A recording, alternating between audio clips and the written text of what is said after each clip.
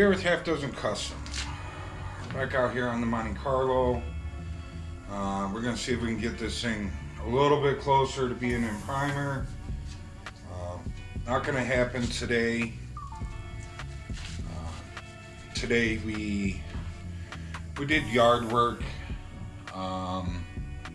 There were some bad storms that came through here yesterday, and a tree that is in my backyard above my driveway, a big branch came down from the top and it took out a bunch of branches on the way down. And you couldn't use the driveway to get back and forth to the shop. So we were out there today with chainsaw and stuff, cutting stuff up all this morning, and then did the lunch and nap thing, and now I'm out here. But it's later on in the evening. I don't know how far we'll get, but we're gonna get to work on it. So just a little recap. If you guys seen last week's video, then you know. If not, we had gotten everything coated, and we had gotten it sanded down. That side was in real good shape over there. There was a couple of low spots that we took care of, but this side, I think I spread it just too thin, and there just wasn't enough over here. And we filled quite a few low spots over here, and then we recoated it the following morning, and that's where we're at right now. So I got a used piece of paper on here now. What I'm gonna do is we're gonna run over everything. I'm gonna switch over to that side. We're gonna run over everything. When you very first start sanding, your paper gets kind of clogged up. So I'm gonna get it all clogged up with this old piece on there, and then we'll put a new piece on.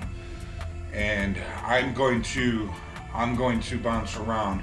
We're not going to try and get this side completely sanded and done and ready to go.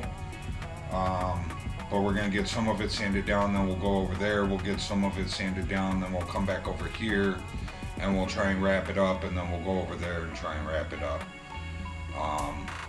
Like I explained in last week's video, if you get one spot sanded down and then you go to the next spot, you're bumping over onto the spot that you just sanded down, and technically that spot's getting sanded down twice, and then so on and so on as you bounce around, and you won't end up with a straight roof. You'll end up with waves in your roof.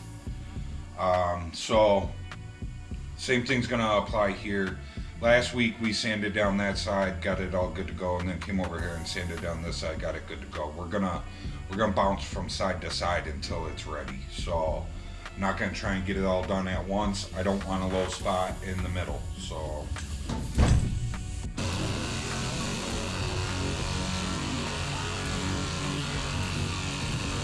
I think I explained last week that we went through the compressor and did a bunch of work on the compressor. I've been using it all week, and it's working awesome. I'm still getting a lot of moisture through the line, which we got to figure that out and get that taken care of. And I'm still getting some oil through the line because I'm sure my tank is just full of it from the last several months of it just leaking oil into my tank. But I think that oil will eventually clean itself out.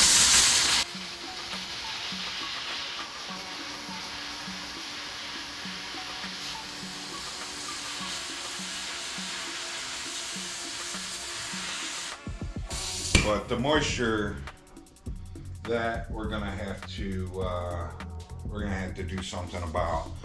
I put a new water trap on it, water and oil trap on it, but I think it's just shooting straight through and going straight to the line because it's coming out of the tank and straight across that oil and water trap and into the lines.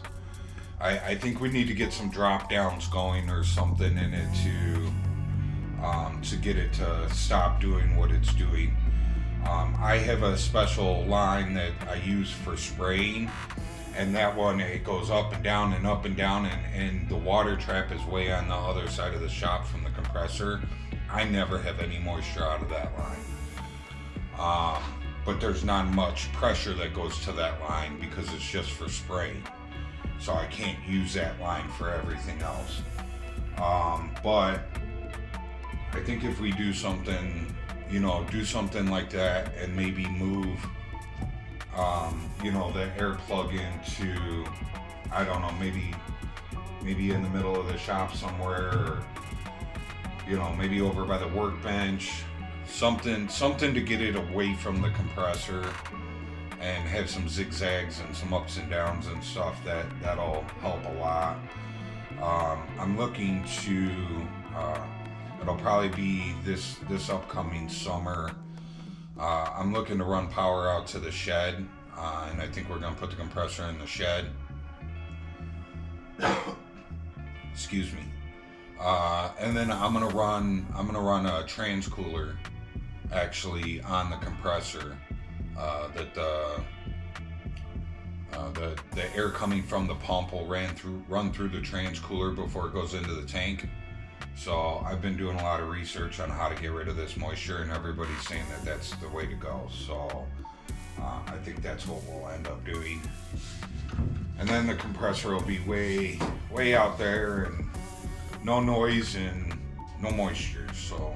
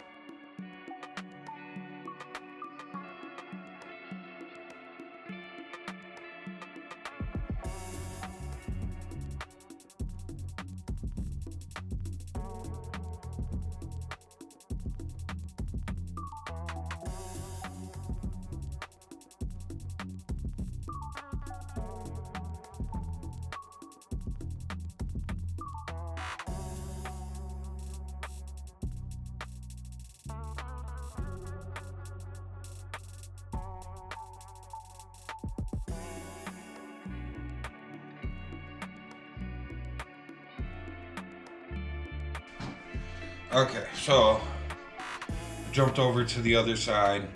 I'm gonna sand a little bit more over there. We'll jump back over here. We'll sand a little bit more. We'll jump back over there, sand a little bit more. I'll keep going back and forth until I'm happy with everything. My tool froze up.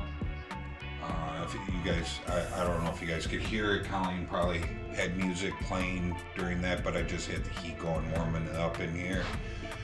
But I'm gonna keep sanding on this a little bit, and we'll be back to check in. I'm not gonna make you guys watch me sand this whole roof, so we'll be back. Okay. I don't know what time it is, so I don't know exactly how long that took. I'm gonna say it was probably an hour and a half. Got it all in 80 grit. I do see a couple of pinholes here and there that we'll have to take care of. I'm sure they'll fill in with primer. I'm not really too worried about them, but it is nice and smooth and flat. I don't feel anything. No wibble wobbles, no dents, no nothing. So now I just have an old school blocking board, long board. Call me an inline sander, I guess. I got some 220 on it, and we're just gonna block it out by hand now. I explained in a lot of my other bodywork videos that, I use hand tools or power tools, DAs, sanders, mud hogs, stuff like that to get it roughed in. But the true straightness of it comes from sanding it by hand. You gotta have a feel for it. When you're using that machine and it's vibrating and, you know, pulling you this way and pulling you that way, you can't feel what's going on. So that's where the hand stuff comes in. I would be totally comfortable right now with just priming this. But I will make sure that it's perfect with this, and we're gonna knock down that 80 grit at the same time. So when you're doing this, you want to cross hatch. So you'll see me going this way a little bit, and then you'll see me going back this way. You want to do that cross hatch in there.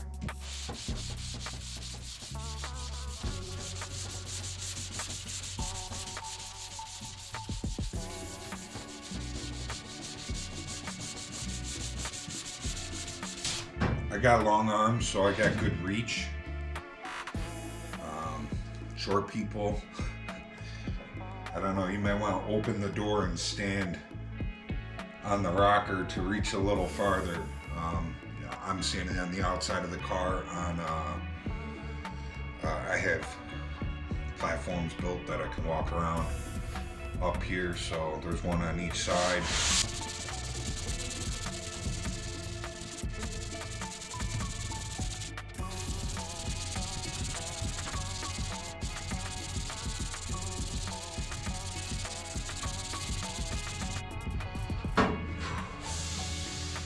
Good workout.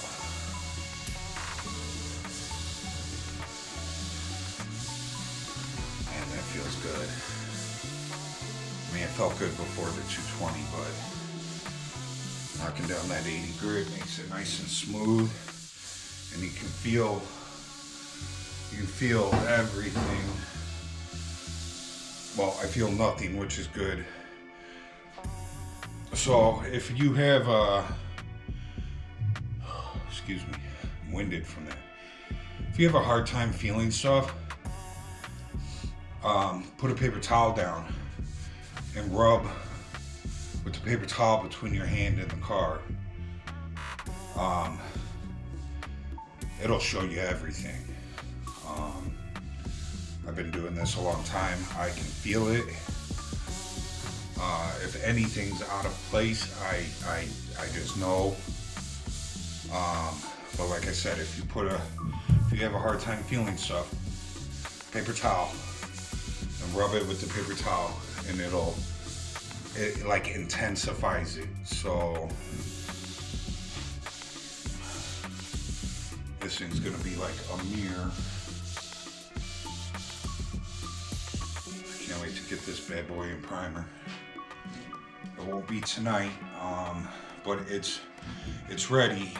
We just gotta do something with the sides. That quarter over there, around the quarter glass, we still haven't like stripped or cleaned out any of the paint in there. There's some sandblasting that needs to be done over there. There's a crack in the lead, so I'm gonna warm that lead up. I'm gonna heat it up with the torch, and we're gonna smear that crack, and then that'll need a little body work.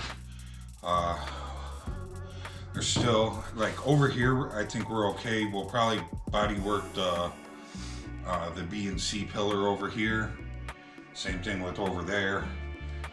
But if you remember, we welded in that patch along the top of the passenger side window over there. So that still needs to be worked out.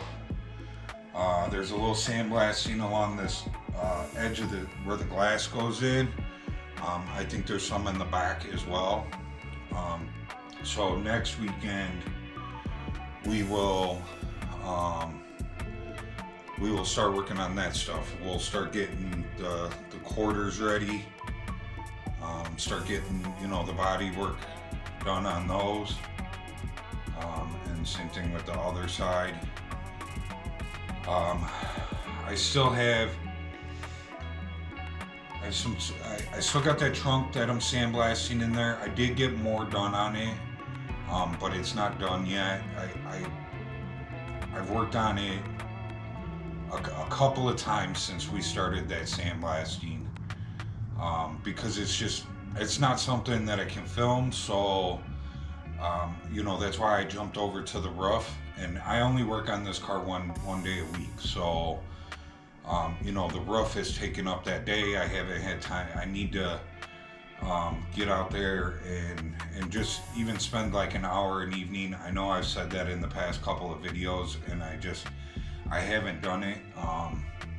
You know, during the week when I'm working on the Jeep, I've been working on the Jeep till 10:30 at night, and then, you know, I call it a night and I go in instead of stopping on that at 9. And the Jeep's more important than this at the moment.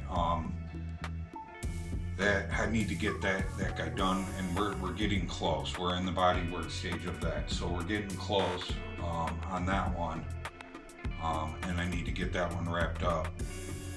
But need to get back to work on that trunk lid, get that done. And I have a fender for the Jeep that we've already sandblasted down, but it's been it was actually mounted on the truck after we sandblasted it, and that was a couple months ago. So it's got some hot spots that popped up, you know, where I touched it and whatnot. So I need to put that in there and just hit everything one more time, make sure it's all nice and clean, and then I can take down that booth, because right now that would be in the way of me priming this. So need to get that trunk done. I need to just come out here, spend a day, get that fender done, get that trunk done, so that we can take that thing down. So I've said it in other videos, I really like having that. I need to figure out something, get a shed and back it up to the back of the building and put a door going through or something, so that I can, you know, go do all my sandblasting in the shed without having to, you know, be outside in the cold. We can, you know, I can open up the door and heat it up in there, and I don't have to carry parts going back and forth through the rain or snow or anything like that.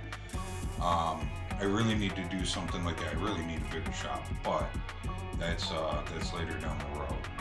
But if we could get an outdoor sand booth type setup that's not taking up any more room in this shop, that would be awesome. It's you know, maybe a summer goal. I don't know if it'll happen this summer, but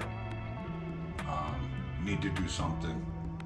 I need somewhere to sandblast. I sandblast way too much to not have a permanent spot to sandblast. So, you know, when it's nice out, I sandblast outside, but you know, when it's cold out, I can't sandblast. When it's raining out, I can't sandblast, and you know, that kind of puts a damper on things sometimes.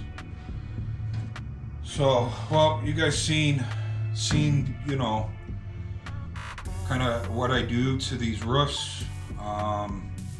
You know, roofs, cars, I mean, this is every inch of the car I'll get done like this. Even with the new panels, I'll still body work them out like this, because even though that they're brand new, you know, you got stamp marks and you know, little wibble wobbles and waves here and there just from the stamping of it. So even though that they're brand new, they're not straight.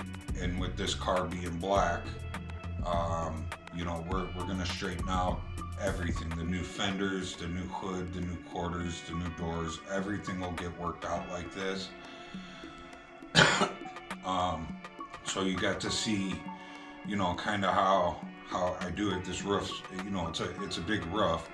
Last year I did Nosemobile. That roof's even bigger than this. So, or no, it wasn't last year. It was the year before.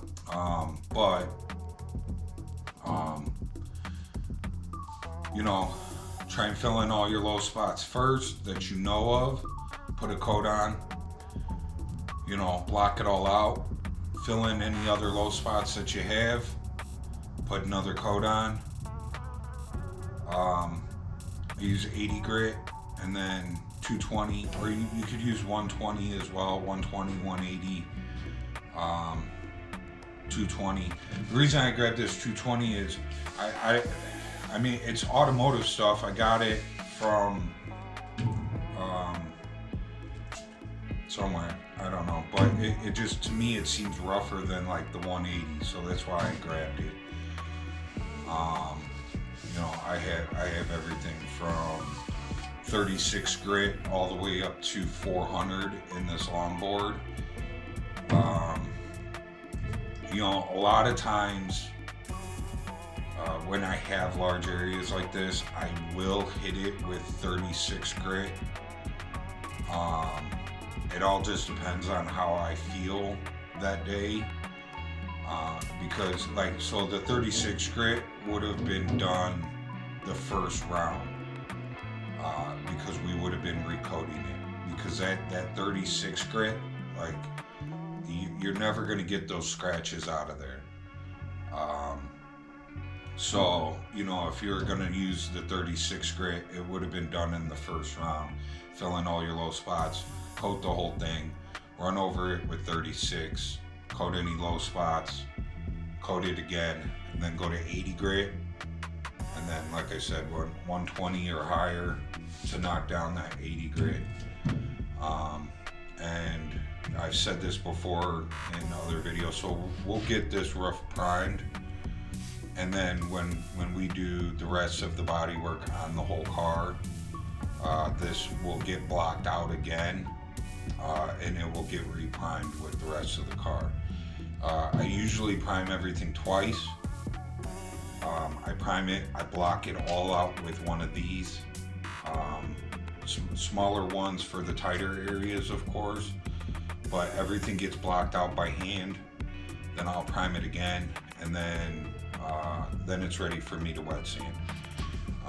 And like I said, when you see this thing, it'll be like a mirror. So I can't wait to see some shiny black on here. Anyways, I'm gonna finish up that side, and I'm gonna call it a night.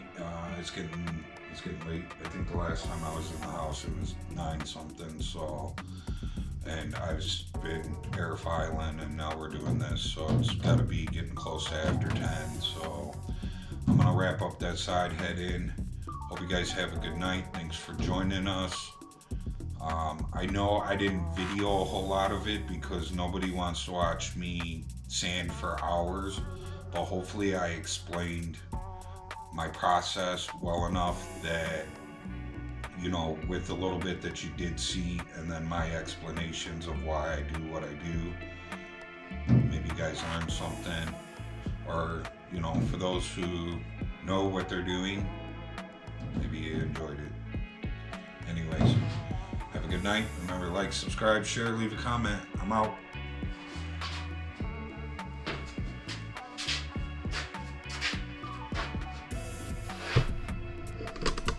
Also, by the time this comes out, I think New Year's would have passed, so Happy New Year, everybody.